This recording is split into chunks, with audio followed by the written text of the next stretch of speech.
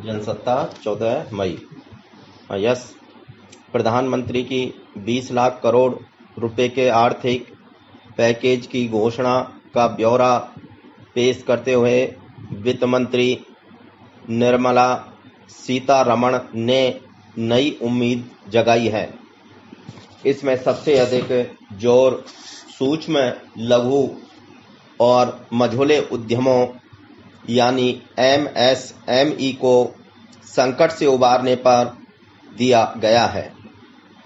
इन उद्यमों को 3 लाख करोड़ रुपए कर्ज के रूप में बिना शर्त उपलब्ध कराए जाएंगे। इससे 45 लाख उद्यमों को राहत पहुंचेगी।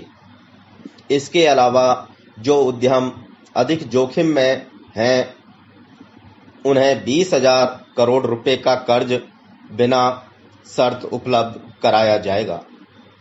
इससे 2 लाख उद्यमों के लाभान्वित होने की उम्मीद है। फिर 15,000 रुपए से कम वेतन पाने वाले कर्मचारियों के भविष्य निधि खाते में अगस्त तक अंशदान नियोक्ता के बजाय केंद्र सरकार करेगी। एमएसएमई की परिभाषा बदलते हुए इनमें निवेश और कारोबार की सीमाएं भी बढ़ा दी गई हैं। इसके अलावा आर्थिक दबाव झेल रही बिजली कंपनियों के लिए 90,000 करोड़ रुपए की मदद पहुंचाने की घोषणा की गई है। निश्चय ही सरकार के इस कदम से खासकर एमएसएमई क्षेत्र को राहत मिलेगी।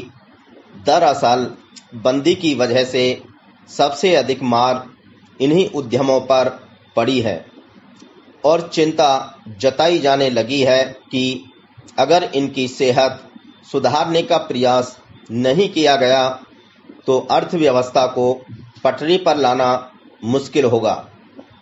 इसलिए सरकार का इन उद्यमों पर ध्यान केंद्रित करना समझा जा सकता है।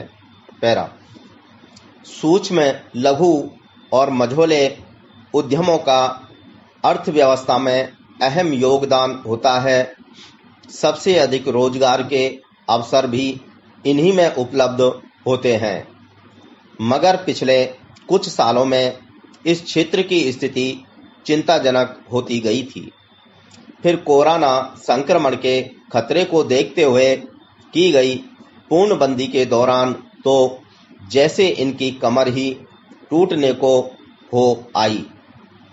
एमएसएमई के लंबे समय तक बंद रहने से खतरा यह भी पैदा हो जाता है कि उनमें से बहुत सारे उद्यमों के सामने पूरी तरह बंद हो जाने की मजबूरी पैदा हो जाती है, क्योंकि वे न तो कर्ज चुकाने की स्थिति में होते हैं, न अपने खर्च तक उठा पाने की। यह अकारण नहीं है कि बड़े पैमाने पर पलायन को मजबूर हुए प्रवासी मजदूरों में से बहुत सारे के मन में यही खतरा बना हुआ था। ऐसे में एमएसई को कर्ज उपलब्ध होने, मजदूरों के भविष्य निधि में अंशदान का बोझ कुछ कम होने और कर्ज लौटाने की शर्तें आसान होने से काफी राहत मिलेगी। फिर आयकर जमा करने की तिथि आगे बढ़ाने से भी कुछ सुविधा मिलेगी। पैरा हालांकि प्रधानमंत्री ने 20 लाख करोड़ का जो पैकेज घोषित किया, उसमें किसानों को राहत पहुंचाने के अलावा अर्थव्यवस्था को गतिमान बनाए रखने के उपायों पर भी जोर है। पर वित्त मंत्री ने कहा कि हर रोज पैकेज का ब्यौरा दिया जाएगा, इसलिए बाकी क्षेत्रों के बारे में बाद में पता चलेगा। पर जिस तरह प्रधानमंत्री ने आत्मनिर्भर बनने का संदेश दिया, उसके कुछ संकेत आर्थिक पैकेज से जुड़े नए नियमों में दिखाई देते हैं। अब विदेशी वस्तुओं के बजाय स्वदेशी के उपयोग को बढ़ावा दिया जाएगा। 200 करोड़ रुपए तक की खरीद के लिए विदेशी कंपनियों से निविदाएं आमंत्रित नहीं की जाएंगी। एमएसएमई को इंटरनेट कारोबार से जोड़ा जाएगा। इस तरह स्वाभाविक ही स्वदेशी को बढ़ावा मिलने से छोटे उद्यमों को बल मिलेगा और जो दूसरे देशों की कंपनियां यहां आकर हमारे बाजार पर कब्जा कर रही थी वह रुक जाएगा। निस्संदेह इस कदम से बेहतरी की उम्मीद जगी है। स्टॉप।